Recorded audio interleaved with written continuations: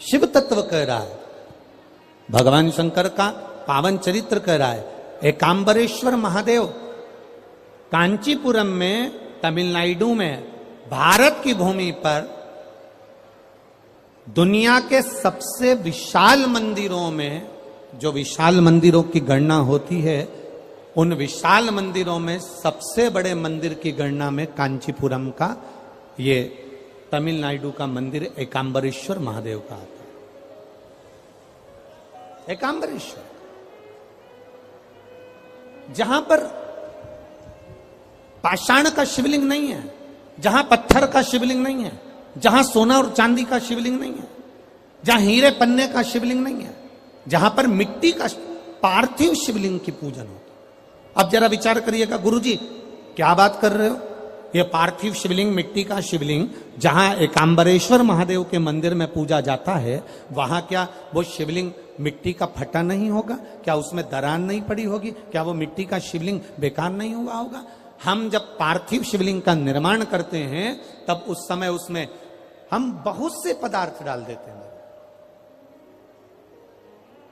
आप कुछ डालें ना डालें, दो चीजें मिट्टी के अंदर अवश्य डालें, एक मक्खन या दूध या गाय का, जम के बोलो, घी, और दूसरा भस्म। ये दो चीजें क्यों डालना चाहिए? कि शिवलिंग अच्छा बनेगा, शिवलिंग पक्का रहेगा, दरार नहीं पड़ेगी, उसके लिए डालना चाहिए क्या? ना ना ना, पार्थिव शिवलिंग का निर्माण करने वाले दो चीजों का स्मरण अवश्य रखें। पहला, मिट्टी के अंदर जब हम मक्खन, दूध या गाय का घी डालकर शिवलिंग का निर्माण करते हैं, जिसके घर में वंश नहीं बढ़ता, 20 साल, 25 साल, 15 साल, 12 साल हो गए हों, और जिसके घर में बच्चा ना हुआ हो, हम उनसे भी निवेदन करेंगे कि प्रत्येक प्रदोष, प्रत्येक शिवरात्रि, हर महीने प्रदोष आती है, हर महीने शिवरात्रि आती है, प्रत्येक शिवरात्रि, प्रत्येक प्रदोष को आप मिट्टी के अंदर मक्खन या गाय का दूध या गाय का घी, देसी गाय का मिलाकर शिवलिंग बनाकर उसकी पूजन करना प्रारंभ करें। 1 साल पूरा नहीं होगा, भले 20 साल हो गए होंगे, पर आपका गर्भ जरूर ठहरेगा, ये निश्चित। भले 20 साल हो गए, 22 साल हो गए, 25 साल हो गए, डॉक्टर ने मना कर दिया नहीं होगा, फिर भी आप बाबा पर भरोसा, बोल बम का नारा है, बाबा है। आप विश्वास के साथ शिव की आराधना करिए। गाय, देसी गौ माता का दूध, मक्खन, घी, ये हमारे मिट्टी के अंदर मिलाकर जब हम शिवलिंग का निर्माण करते हैं तो हमारा वंश बढ़ता। दूसरा, भस्म। दूसरी चीज क्या है? जम के बोलो जरा, पीछे वाले भी, और जितने आसपास के जितने 5 पंडालों में जो बैठे हैं, जो अलग से पंडाल लगाए गए हैं उनमें भी जो भरे बैठे हैं, इधर के पंडालों में पीछे वाले, और जितने लोग रोड पर बैठे हैं, जितनी दुकानों के अंदर बैठे हैं, वो भी जरा सावधानी से सुनना। ये पार्थेश्वर शिवलिंग कथा आपको बाद में नहीं मिल पाएगी, बड़े ध्यान से सुनना। ये अपनी जिंदगी बनाने के लिए मां पीताम्बरा ने अपने धाम में करवाई है, अपने जीवन को कृतार्थ करना।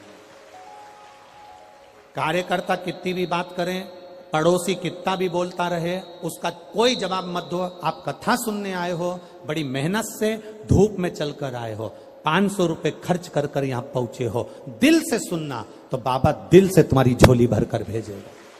समय बर्बाद मत करना बिल्कुल भी, और जिसको समय बर्बाद करना है वो चुपचाप से उठकर यहां से पंडाल से बाहर जाकर अपनी गाड़ी उठाकर जा सकता। बड़ी मुश्किल से कथा मिलती है, और दतिया वालों के तो भाग्य में आदरणीय गृह मंत्री जी ने करा ली, तो बाबा की कृपा से ये इतना बड़ा कुंभ भरा गया, यही बाबा की कृपा। दिल से सुन लो उसको।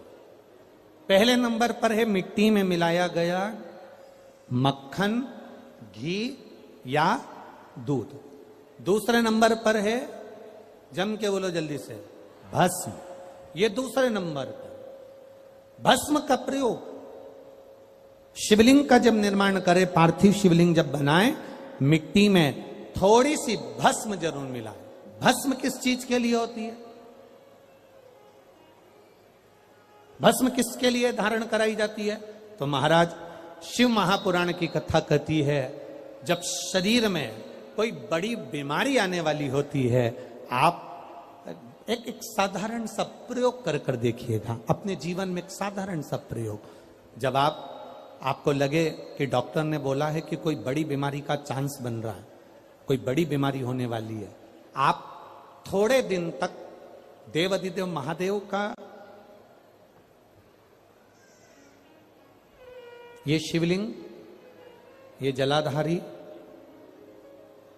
ये जहां से जल बहता है, गणेश जी का स्थान, कार्तिकेय जी का स्थान, बीच में एक मोटी सी लाइन अशोक सुंदरी, शिवलिंग जो शिवलिंग रखा है, जो जलाधारी है वो मां पार्वती जी का हस्तकमल, ऊपर से एक एक बूंद जो पानी गिर रहा है,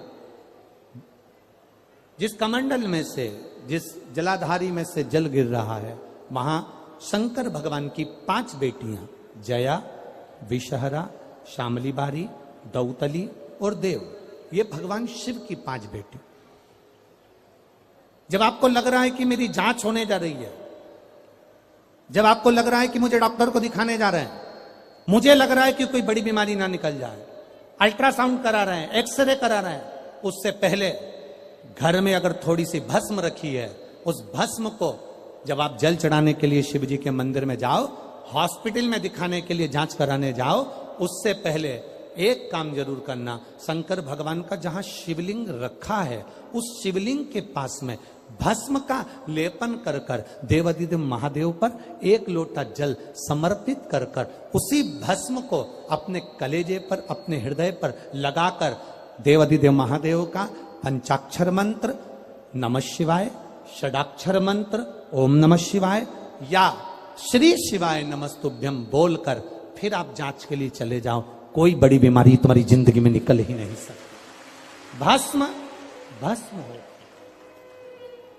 भस्म का काम क्या? हमारे रोग को, हमारी बीमारी को, हमारे आने वाले जो रोग हैं, जो बीमारी है, जो तकलीफ है, उसको समाप्त करती है भस्म का प्रयोग।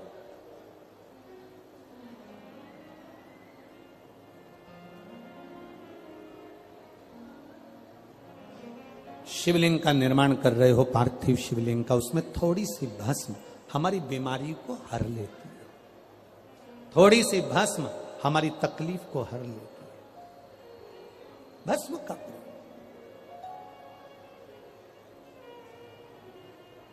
चपटी भभूत में है खजाना कुबेर का।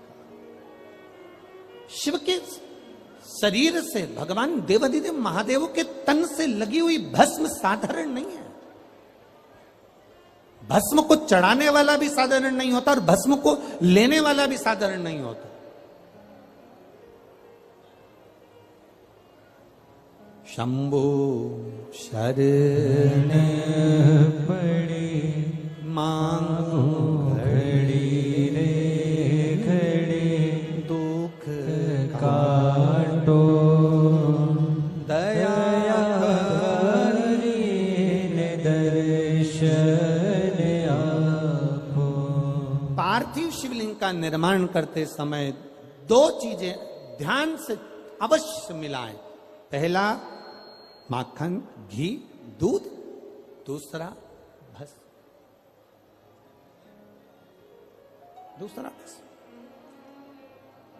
भस्म धारण भी करना चाहिए।